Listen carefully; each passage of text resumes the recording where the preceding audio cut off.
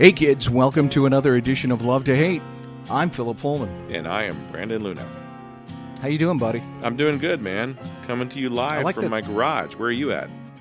I am live from my, what's called the sunroom. Oh, the sun. It's not as fancy as it seems. It's not a rich person It's thing. basically a room that's added onto a house that was originally probably a patio, and then they closed it in, right? Yeah. Pretty That's much pretty much it. Yeah. Yeah, right. But it's still, So, you've got not an enclosed fancy. room. Your elements are not messing with you. I have a garage door that's open, and there's garage things happening. So I've got bugs and stuff. Oh, I can still get bugs here because I've got the sliding door open, so. Oh, okay. But it's all right. Gotcha. We're all good. But the You know thing what? is that we are not in the same room, but we're using That's this true. newfangled Zoom technology, which, I'll give Zoom something. It's free, but at least there's no delay when we're talking to each other because, I'm looking at you and my lips match and your lips There's a match. little we're not bit. talking Chinese kung fu flick, right? No, we're not, but you do freeze up sometimes. Yeah, there's freeze-ups So there's- happen, but we're both recording So to there's our, that, but our own audio devices so we can still bring you the same quality show that we brought in the past that sounds great and not like This a is Zoom true. meeting. this is true. The important thing is we're maintaining social distance. Absolutely. And now, I'm not really a conspiracy theorist, but it does seem like Zoom has really made a ton of money off the coronavirus. I'm just saying. I would like you do to with that think- what you will. I would like to think that that's the case, but they're also not charging for this. So how are they making their money? I don't see ads popping up, and I imagine that's probably going to be a thing if this becomes a regular thing, right? There's no ads at the bottom of my Zoom meeting that's like, Right. hey, buy Charmin, because that's who'd be advertising right now. Yeah, that would just be torture. Like, you want to buy Charmin? You can. Right? Good luck, fucker. Yeah. Yeah. The thing that I can't find is hydrogen peroxide because I actually use that. Or are you do the I can't find hydrogen swish with the Anyway. cigars and stuff? So the hydrogen wrench, yeah. Yeah. And then So- I've got, now, we have hydrogen peroxide in the house. We were low on the alcohol, so we had to find that. And I did find it at CVS at like 5 in the morning. We still don't have hand sanitizer. It's never something we really had in the house. Like I had them Right. every once in a while, but it wasn't like we always bought the little things, not the big things. And now it's like gold or something. So that's still something we don't have. But toilet paper's never been a problem. Yeah, if you get enough hand sanitizer, you can send your kids to college. Yeah, exactly. I could sell toilet paper on eBay for a mint. Yeah, well, I think we've talked about this before, that eBay shut those guys down who were trying to Make too jack much up money the from price that. on it. Yeah, but see, I put the pictures Yeah. up of it as toilet paper, but then I say it's candles, and then eBay doesn't take it down. Very expensive candles. People were like, that is very expensive. $50 for a candle. That is nuts. That doesn't even look like any candle I've ever seen before in my life. You got to know the secret password. or Yeah, whatever. which is what you do when you order cigars from Cuba. You say they're candles. Pro tip right there. Well, you don't have to do that anymore. They're legal here. Well, they're not legal. They're still not legal. You can't order cigars from Cuba. Okay, you can't order, but you can bring them in. You can bring them in, but Yeah. if you were to order from someplace, when you would get the box, it would say that they were candles or something else other than. Oh, gotcha. Cuban. It doesn't say Okay. Cuban cigars because then the Because you UPS can't, guy's yeah, gonna because be you like, can't hey. order and bring it, but you can bring in on your person. Yeah, exactly. Yeah, right. So, do you think this the Zoom thing is going to stick around because everybody is doing it? I've had friends who've done their Passover Seders that way. My temple did a Passover Seder via Zoom. People are going to do Easter services. Right. But do you think once people can get out and about, this will still be something that kind of sticks around for the novelty? I think to a degree it will, especially if people are using it really the way they should be using it, which is contacting people that are further away. I've used it with my dad to talk to my kids, which, you always say you're going to do that. Let's do FaceTime or whatever, and you never do. But it's been nice to do that. So I think for that purpose, it might be. For business purposes, yeah, I'll definitely use it. I know in the company I work for McAuliffe, we used to do every 2 weeks, we do a phone call meeting, and now they're talking about doing a Zoom meeting instead of a phone call meeting. So you can see who's screwing around in the meeting and who's actually paying attention. Right, see who's wearing underwear, whatever, just that type of thing. And and see people's expressions when you say certain things. I think there's some merit to that, right? To being able to actually see how people react to what you say. Makes sense. Mm-hmm. I can see that. So that may stick around. What else? And we've talked about this a little bit just in our phone calls and stuff. What kind of do you think a lot of these changes are gonna stay, are gonna become permanent? Are people going to adapt or change their lifestyle? I think that some of them should, but I think Americans as they are, and especially Texans, because we're both in Texas, I don't think they will. I think there's certain things that me in my job where I deal with people on a daily basis, I'd be kind of foolish not to incorporate some of those things. So, would I maybe wear long white gloves to present my cigars with a really nice bow tie style face mask?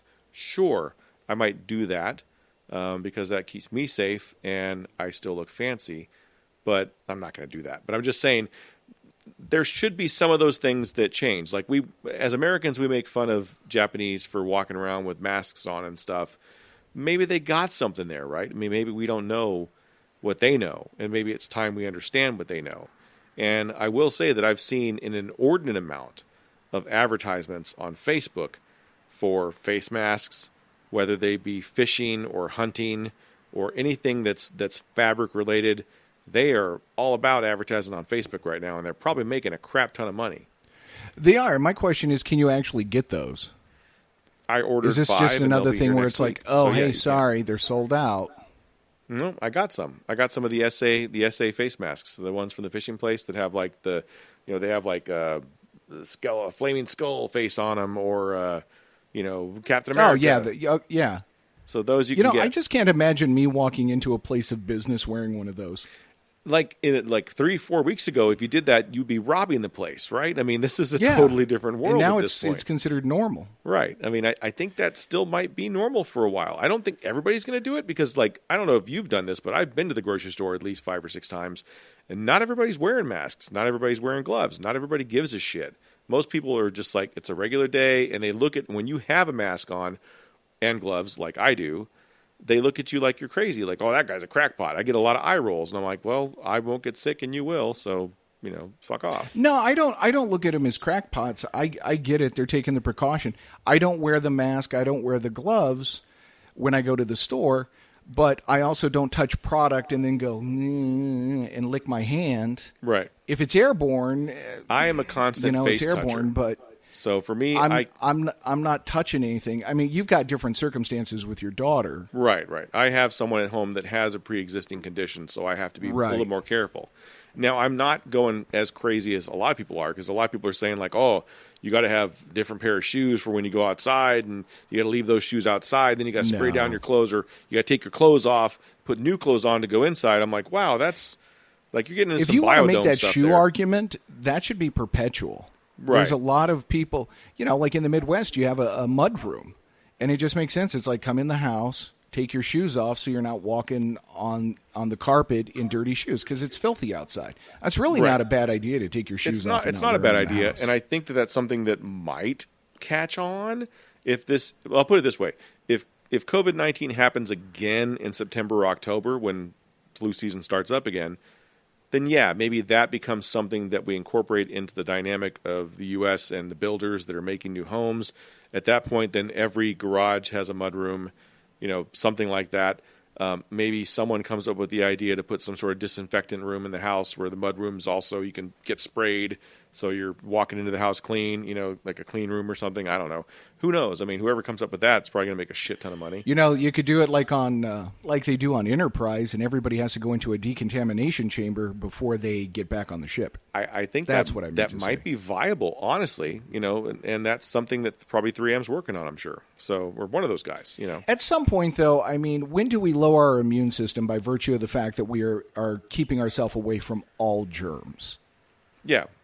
They talk about that's how you build your immune system. When you have your kid and you're just never letting them get dirty, then it's just they're immune to, or they get sick from everything. Right. I mean, you got to build up a little bit of it. Yeah, 100%. I'm not saying go inhale some COVID. But. Yeah, I mean, even George Carlin had a skit about that, like in 2014 or something, before he'd passed. I don't know, what may have been longer than that, 2012. But he had a skit about germs and bacteria, and he's like, I never got sick because I used to swim in the Hudson River. I was swimming in shit. Like, that's why I never got sick, because my defense system was built for whatever you could bring me. And you little pansy-ass people with your hand sanitizer and your everything else, like, you're going to be dying because you can't handle this stuff. Right. And I don't know, maybe there's something to it. I'm not cavalier about it. I'm just practicing basic hygiene.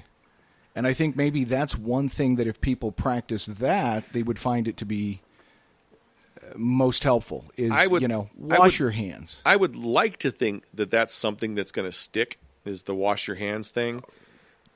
But I honestly think unless we're seeing PSAs and people are talking about it on the news and people are talking about it in radio ads, I don't think it's going to be a thing. Because I've still been to Target and had to piss and been in the bathroom and saw 4 people that would piss and not wash their hands. I'm like, number one, how are you doing that to begin with before all this? But even with this, you just put COVID on your cock, and now you're going to wash your hands and go back and put COVID on some beer or something that you touched out there. You're just assuming they're touching their penis. Maybe they don't. Maybe that's where COVID comes from cock. You don't know. Who knows? Nobody knows. It could be a cock-related thing. It starts with a C. Who knows? You're close. It is a bird. It is. They say the bat. Bill Maher just did a great bit on that. I saw. So okay. So was it the bat? Or was it the scientist from Harvard that went over and did the thing for China? You got me. I don't know. You haven't heard? You haven't read that story? No. Oh, it's out there. There's a news story. There's a conspiracy theory, and it's based on paperwork that's out there that they say is fact. Who knows what's true? I do have family that have confirmed they confirm things, and they say that's closest to the truth that's out there right now. But they're saying that there was a doctor, a scientist from Harvard, that was hired by some Chinese company in Wuhan to develop, basically do testing to develop a virus. He developed a virus, and then they said, well, we want the virus, and we want you to transport it for us, and we're going to pay you a crap ton of money to do that. He got caught coming back into the U.S. with the virus and was promptly arrested. And there's public record of this whole situation. So apparently all that stuff was developed in Wuhan by a Harvard scientist, and now it's out. So that's one conspiracy theory that's out there.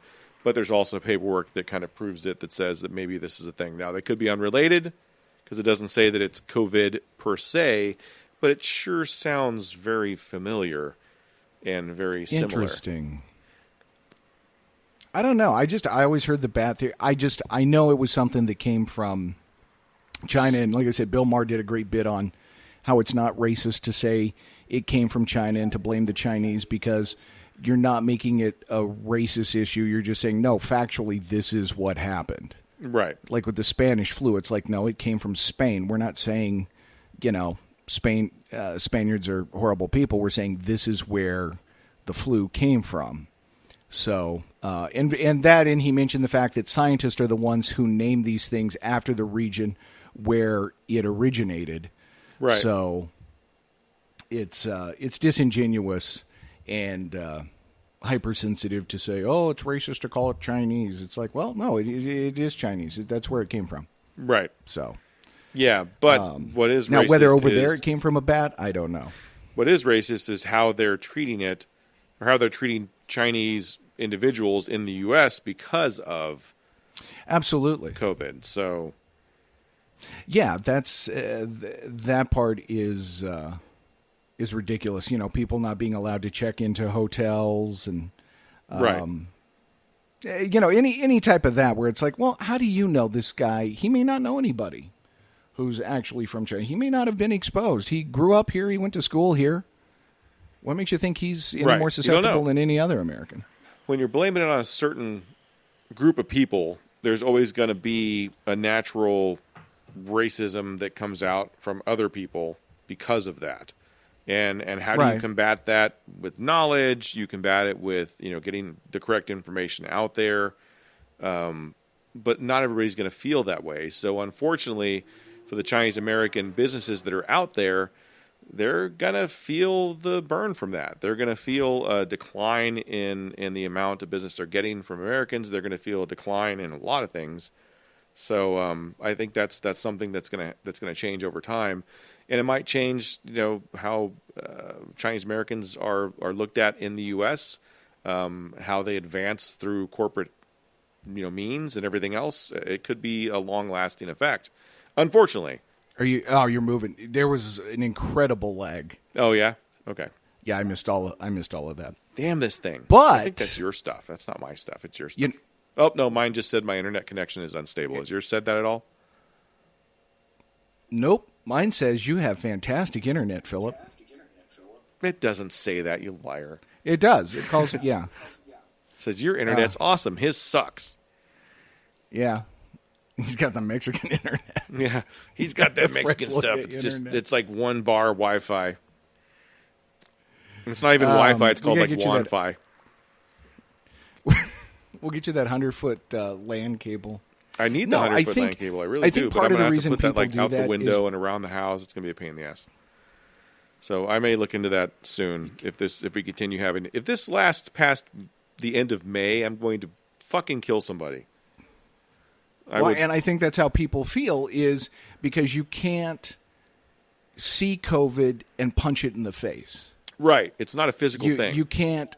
Yeah. There's nothing to attack, and people need something to fight. So a lot of people who are knuckleheads or knuckle draggers, they see somebody who's Asian, they're like, oh, I'm going to take it out on them, because they make them the physical representation of something they can't see. They're now a tangible thing. So it's like, well, I'm going to vent on them. It's like, this guy didn't do it. But that's how people react to it. And it was the same during 9/11.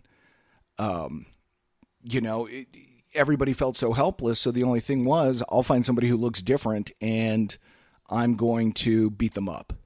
Because I've got all this anger, I've got all this inside me, and I don't know what to do with it. So that's why people should seek counseling.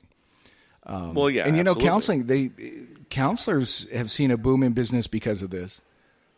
I would imagine so, but at the same time, how many counselors are actually open? They're probably all doing Zoom counseling at this point. So, I think a lot of them are. Yeah, I think that's one thing that you probably will see change is a lot of businesses are going to offer this option. I think there's going to be a lot of doctors that are going to be probably adding patients to the weekends and stuff. Like, oh, you want weekend sessions? We can Zoom and have a discussion or whatever. That I think that this might be something that can be monetized. So yeah, I mean, Zoom is benefiting from telemed's a thing. Yeah, my doctor's doing telemed appointments right now. They only bring you in if they need to see you and do something, examine you. But other than that, for most things, they're doing just, telemed appointments. Right. And they each have their own little setup. Like for counselors, they have there's websites they can go through with, encryption and whatnot to make sure that stuff doesn't get out. And it's the same with MDs. They're not just doing it on Zoom where I suppose somebody could hack in and see what you're doing, but right, yeah, that's been a thing apparently. Those are, because people want to see what we're doing. With this type of technology becomes a new level of understanding and having to make sure that everybody understands the technology, so nobody's getting embarrassed and no one's putting information out there they don't want, and it's not immediately accessible to everybody. Obviously, right. With this situation, we wouldn't want someone just jumping in the middle of our meeting and going, hey, guys, what's up? Like, we don't even know who they are, because we're trying to produce a piece of product here that, is easily accessible for people. So I will say there's a story. Back in the day when I did the Calypso cigar review with Randy Rankin, we did something similar to this with Sam Lucia. At the time, Lucia tobacco was a thing, and he was just releasing his cigars, and it was all very popular and stuff. We used Google, what was that called? Google Chat or Google, it was something Google. And it was a free program like this that you could do, and you could have, group chat and everything. And Google Hangouts is what it's called. So we use Google Hangouts, and I didn't know when you set the Google Hangouts up that you had to make it private so people wouldn't join your meeting. So we're in the midst of our interview, probably 5 minutes into the interview, and all of a sudden people start jumping into the interview. And we're just like, what? And it's like, hey, Susan, look, there's a couple of guys on here. One's really cute. Oh, my God. And he was like, what's up, Sarah? She's like, oh, my God, how do you know my name? It's like, it's right on the screen. He's like, ah. So it just totally changed the dynamic of whatever we were doing. And Sam was just having a good time making fun of these kids, and they kept popping in and out. And I was just like, I felt like such an asshole because I should have known better to take the time to learn the technology before the interview. But at the same time, it was all very new. It's like we got Sam, and then we were doing the interview the next day, and I was working, so I didn't have time. So excuses. But I mean, that type of thing, when you've got new technology like this, which becomes relevant and useful, take the time to learn how to use it, True. I learned that lesson earlier this afternoon. Oh, yeah? How was that? Oh, just as we were trying to set up my recorder and gotcha, yeah, and whatnot. But no, yeah, a buddy of mine who I will not name, and I won't name the company, but he was an executive in the company, and they were having a conference call with the client who was AT&T. Okay, and he wasn't involved in that conference call, but he knew the conference codes, so he dialed in and tried to order a pizza. Now, I won't do the accent he did because I don't want to be racist, but he sounded like a poo on The Simpsons, right? Trying to order a pizza. Well, that was like, a big. Sir, how'd you get this number? When was this? Oh man, this would have been early 2000s, early 90s. Oh, okay, so I was gonna say, was Crank Yankers around at that time? No, just a little after, I think. Okay, all right. Well, then, but Crank yeah, Yankers, he did that a couple of times, and it was a riot. And he was just down the hall from the conference, where they were actually having the call. And because Crank Yankers, you were trying not to laugh. They always had that guy on there that did the Indian accent. What was one? The one I remember from Crank Yankers that I loved was the Wanda Sykes one, where she took her car in to get service, and there was a turd in the back seat. That right. was that I enjoyed. I remember the one where he was trying to order. He called the pizza place. I had a pizza. We ordered pizza from your place. My family, they are throwing up. Like, what do you want? We'll give you a coupon. My family, they are throwing up. You offered me a coupon? Yeah. Maybe Crank Yankers was out because that was kind of the bit he did. Yeah. Do not give me the sausage because it gives me the diarrhea. Yeah, it was a good time. Yeah. And he didn't get found out, so he's no longer there. It doesn't matter, but I don't want to throw him under the bus. I don't know. What else do you think is going to stick? I mean, I think what should stick around is we definitely need, the splash guards. Have you been to the grocery store or any place lately? Have you seen these splash guards? I saw that at the pharmacy. They had one of those. So they have it at the pharmacy. They have it at Total Wine. They have it at grocery stores. There's a splash guard in front of where you work the register now, so that you're not spitting on the person that's working the register. Which leads to me to believe, like, was that really a problem before? Like, people would just like go to the register and just spit all over the person that was ringing them up. Like, was that a thing? I don't know how big a problem it was, but every once in a while, people get the little bit of extra saliva and it accidentally comes out. Right. So I guess they're taking precautions against that. I think the hand washing that needs to stick around. I mean, that's just something you should have been taught when you were a kid, and hopefully that's something that people will continue to do. 20 seconds or 30 seconds? I'd go 30. It's just a nicer number. Yeah. Are you doing the Wheel of Fortune song, or are you doing... What are you doing? No, I just have my routine and go through it, and it probably takes about 30 seconds. You're not even timing yourself. You're probably way short, and then you're still like. I was in radio, sir. I damn well know what 30 seconds is. Mm-hmm. Yeah, I actually do spots. I actually do old spots in my head. Perfect. Okay, well there you go. I was gonna say a perfect 30 seconds is the you do the whole Wheel of Fortune theme. It's exactly 30 seconds. How do you do the whole Wheel of Fortune thing? In your head. The do. That's Jeopardy. Jeopardy, yeah. Do the Jeopardy theme in your head. All of it is exactly 30 seconds. Or you can do Space, the Final Frontier, in the voice of Shatner, because you have to have the pauses, right? Space, the Final Frontier. These are the voyages of the Starship Enterprise. You do that, it's exactly 20 seconds. You don't do the song. You don't have to get into the...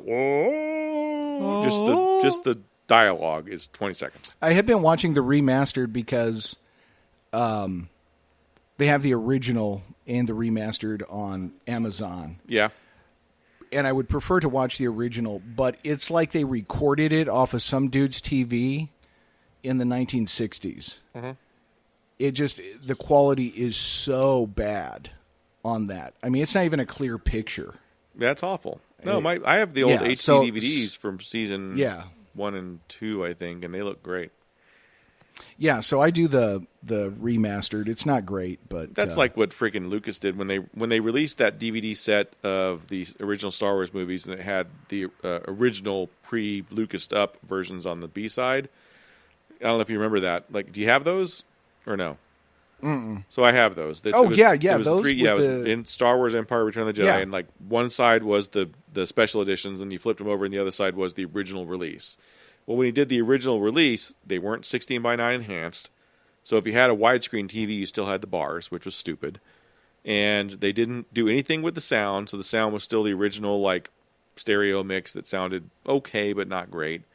And they just didn't do any restoration of the picture or anything. So it was like the most garbage version that you could get. It was like, hey, here's VHS, let's transfer it to DVD. It was just awful. But it's still the only way you can get the original Star Wars movies pre-altered from Lucas on a Coke binge or whatever the hell he did there.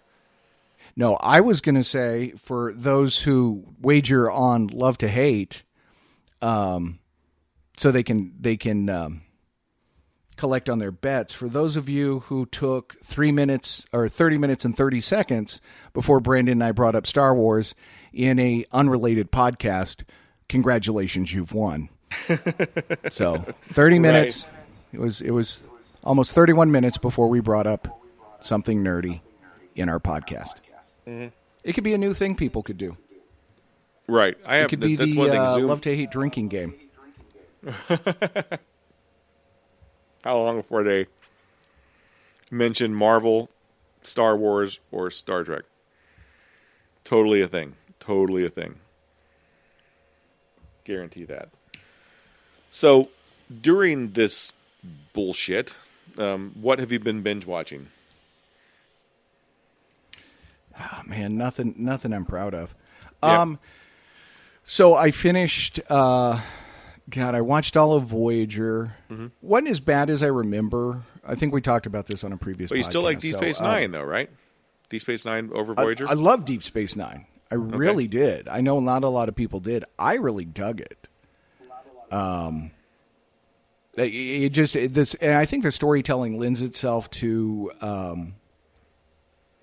binge watching better because they did the continuing storyline. So once I finished Voyager, I decided to try Enterprise, and it had moments, but it's not one of those I could be like, wow, I really love that series. That I'm gonna always love. So it was the lesser of the Star Trek series for you.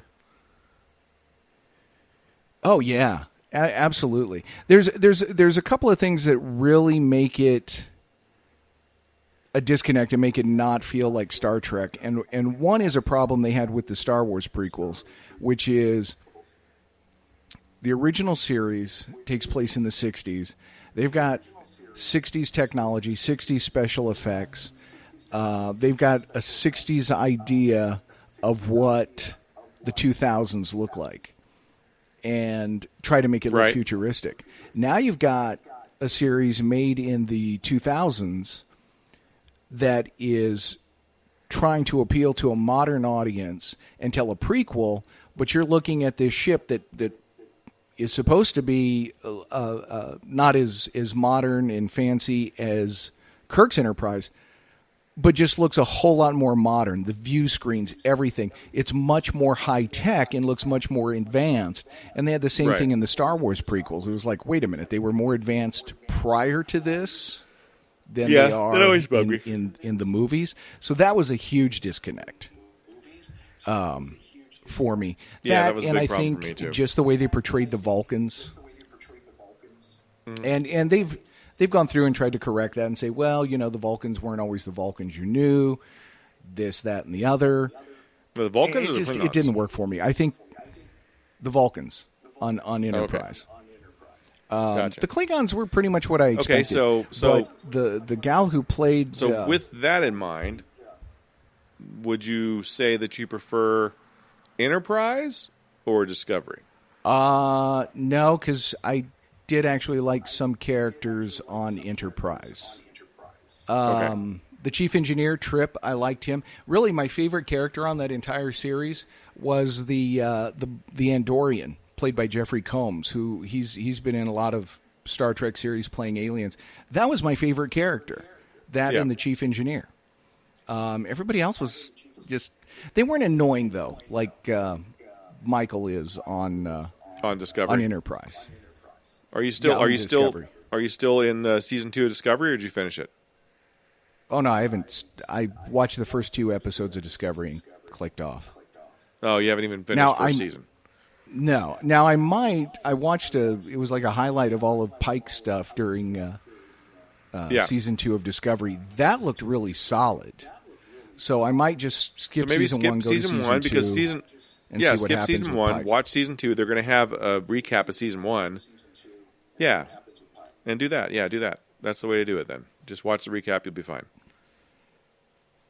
That works. Yeah, but I think season 2 is a lot better than season 1. I mean, it seems like they really found their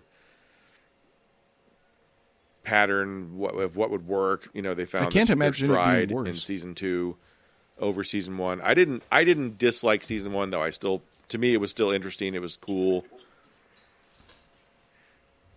It fits in line with what they're doing with the new generation Star Trek stuff. To me, it fit with what they were doing with the Abrams Star Trek stuff. Are you there? Yeah, I'm here. I'm just looking at a frozen picture of you. Oh, big delay again?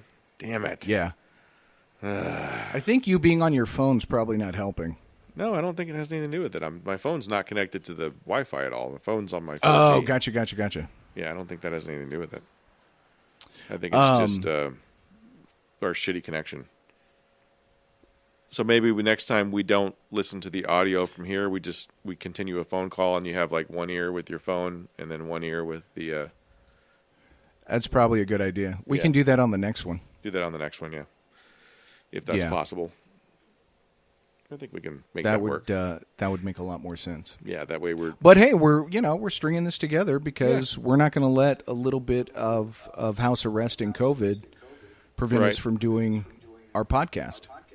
Yeah, we'll let other things prevent us from doing it, like we're too tired or something like that. In fact, we have another episode. We're not exactly right. Well, and now we have no excuse not to do it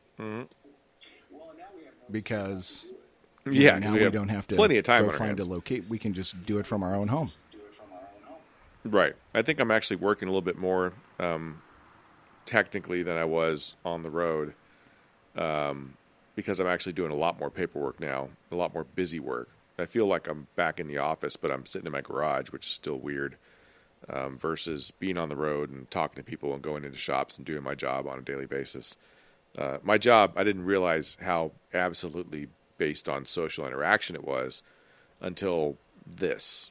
And I'm very curious to see how everything changes after this. I mean, we talked a little bit about like what's going to change as far as like daily interactions, but what's going to change on the business side? I mean, are you going to see a lot of businesses going to Zoom meetings over like having someone fly in for something? Or are you going to see a lot of businesses going to dealing with emails and phone calls and stuff instead of actually having people go out and do things? Or is the day of the outside salesman, in-house salesman, is that over for some industries? No, you're always going to need sales guys.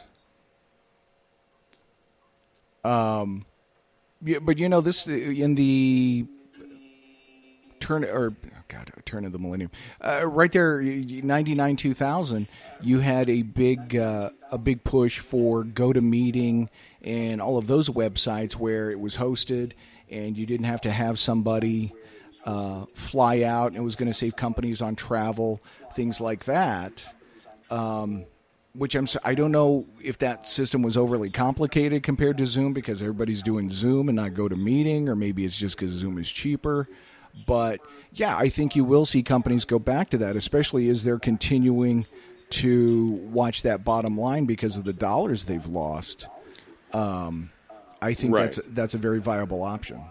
And how many consumers and retailers are going to be like, I don't want them in my store. Like, there's too much weird shit going on. Like, I don't want to see salesmen anymore. You can call me, but don't come see me. You know, I think that might be part of it too.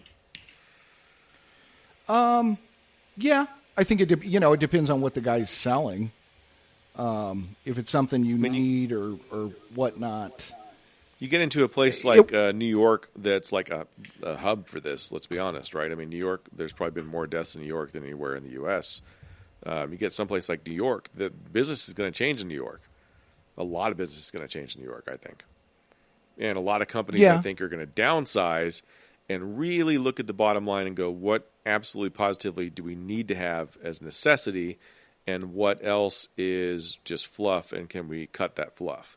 And unfortunately, I think what you're going to see is you're going to see a lot of corporate companies cutting the fluff from the middle class guys and keeping, unfortunately, the CFOs and CEOs and those guys that still make a crap ton of money. Those guys are still going to be there, but they're going to cut out the middle guys, the middle management guys that really do all the work, unfortunately, and then dump that on the other guys that weren't used to getting paid to do that stuff. And those guys are going to still make the same amount of money they made before this bullshit, but they're going to have a lot more work on their table. So I think corporate America is going to fuck a lot of people after this is over. Yeah, I could totally see that happening. And now they can use this as the perfect excuse. We're not the bad guy. This happened to us.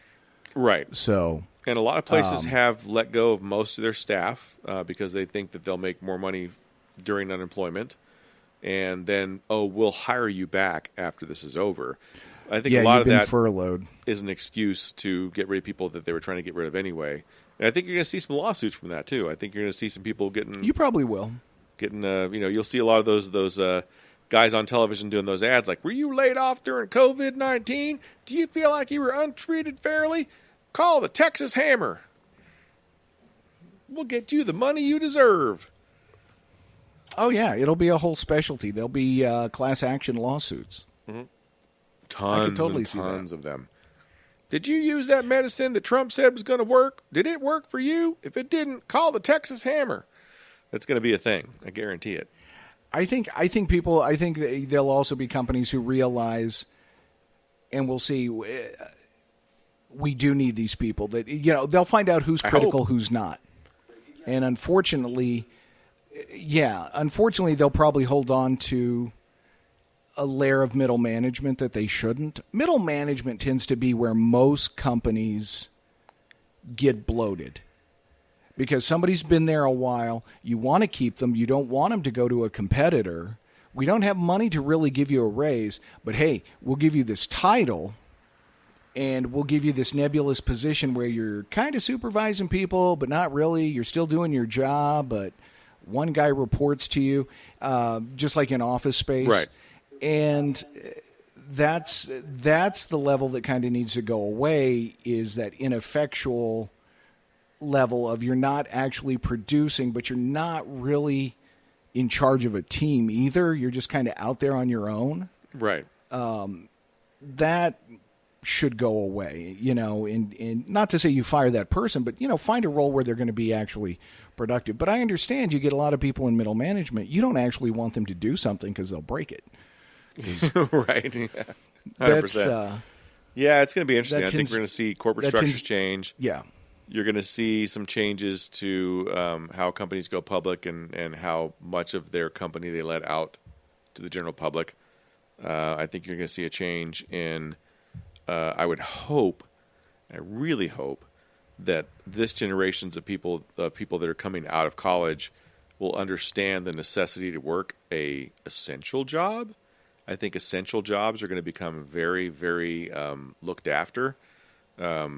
People are going to want to have those jobs that keep them employed when this happens again, because we're kidding ourselves. We think this is not going to happen again. I think we're going to see this again back in October, November, personally, or some variation of it. It's very possible, and I hope you're wrong. Yeah, I can see what you're saying about the essential jobs, but also if you look at some of what jobs are considered essential, they are not the white collar glamour jobs. A lot of them are the grocery store, restaurant jobs that are deemed essential. I can tell you that cigar shops have not been deemed essential. Yeah, but there is some technical jobs that I think, and we talked about this way back when, like about how the millennials are kind of pushing away from the 4-year college degree and getting into jobs where they can get in and out of a trade school in 2 to 3 years and have a career that pays them well. I think a lot of those trade school jobs like HVAC, electricians, plumbers, those guys are considered essential, right? And you're still going to make a decent amount of money doing that. You're going to get through college a lot faster or through the trade school a lot faster for a lot less money. And you'll continually work during things like this, as long as you're smart about taking care of yourself, wearing the mask, wearing the gloves, taking care of your family, making sure they're doing the same thing. You can continue to work making $70,000, $80,000 a year during whatever plague hits us at that point. True. Well, and a lot of those people, it's like, okay, you stay employed, but has their business dropped because nobody's having them come out to the house? So it's not like you're not unemployed, but just the jobs tend to dry up. I think the only companies right now that aren't sweating it are liquor stores. Yeah. They're making a bundle right now. And I think you're going to see that to-go alcohol, I think you're going to see that stay. And if you happen to live in a state where marijuana is legal, those places are considered essential too, whether it be medicinal or recreational. For whatever Apparently reason, so is cigars CBD. aren't, which is retarded, but, hate to use a term that's not popular, but it's true. It is. It makes no sense because if liquor stores can sell them, then, how is it an honest, especially if we're taking precautions against it. Mm-hmm. If anybody comes in, they start coughing, we spray them down with Lysol and light them on fire. Or not really. Or if you're in Texas, you shoot them because we all have guns. So true. That's something that happens in Texas. We're not going to lie. Yeah, I mean, we don't advocate. I don't know. That. I think the dynamic of what's considered a good job or an important job will probably change within the next couple of years. That's just my opinion. I think you're going to have a lot more people that will understand the desire and the need to have what's considered an essential job. And I could be wrong. I don't know. But, I mean, I think that's something that anybody that's smart is going to understand. And I would hope that down the road somewhere we can convert tobacco shops to essential, because if you're going to let one sin, which is alcohol, be available as essential, by all means you should let tobacco be essential if you're going to let marijuana be essential. They're all things that people don't, let's be honest, they don't need. Yeah. But those are wants that are essential. Okay? So now you can go with the whole medical marijuana the argument is essential thing. The argument they make for the liquor stores is you don't want people who are alcoholics going through DTs and then taking up space in the hospitals that could be used for other patients. Right. So we're going to keep the liquor stores open so those people can continue to drink, which is not, healthy. I mean, obviously, they need to go to rehab and detox, but I guess, just not the time. Right. The one thing I've really, and it sounds really, I don't even know that it's cynical, but I've had my doctor even told me this. The thing is, it's not like, if we stay in our houses through the end of May even, it's not like on June 1st that COVID's gone. It's not like it's not out there and we're free of it. It's still out there. The whole idea is, as they say, reduce the bubble or lower the hill or whatever it is. The whole idea behind it is just we don't want so many people having it at one time that we can't treat them. You're still going to get it if you're out there coughing and licking doorknobs and that. But they don't have the room to treat you. So we want you to stay at home so we can get everybody in we need and spread that out. You're Right. still going to get it if you're going to get it, and if you're, around sick people and, again, not washing your hands, it's still out there. They're just keeping us at home so they don't get overrun. That's the truth of it. It's not like they found a cure or suddenly we're safe. We're not. You still got to take Right. these precautions. So the question is, do we as a country take the precautions next time and say, because I read an article about saying that we knew about this in December and we did nothing about it as a society, as a country, and we didn't start ordering things until like February or March. And at that point, we're paying high cost for everything. There's not enough of it because everybody else has already gotten what they need, and we're having to get supplements of stuff. So hopefully, as a society and our government will prepare better for the next round, whether it happens or not. At least be prepared if we know that COVID-19 or COVID-20 or whatever the hell they're going to call the next version of it comes out. That will be better prepared for it, so that we don't have these situations where we have to have that lockdown, where we have to close all the businesses. I've already seen Governor Abbott said in Texas they're considering opening a lot of shops back up, like within the next week or so. So what's that going to do? Is that going to extend the amount of time that we have to deal with this, or do they know something we don't know and this is already almost over? Who knows? I don't know. Yeah, I mean, honestly, to me it depends on what the last news article you read was. Right. Some people are like, oh, it's about to end. It's not this bad. It's overblown. And then some are saying, God, what was the one I read today? That basically some health experts are saying you need to stay inside. They need to extend this through the end of the year. Through the end of the year? Yeah. Oh, yeah. It was a legit article, legit, health organization. I forget what it is. It's in France, so I can't pronounce it correctly.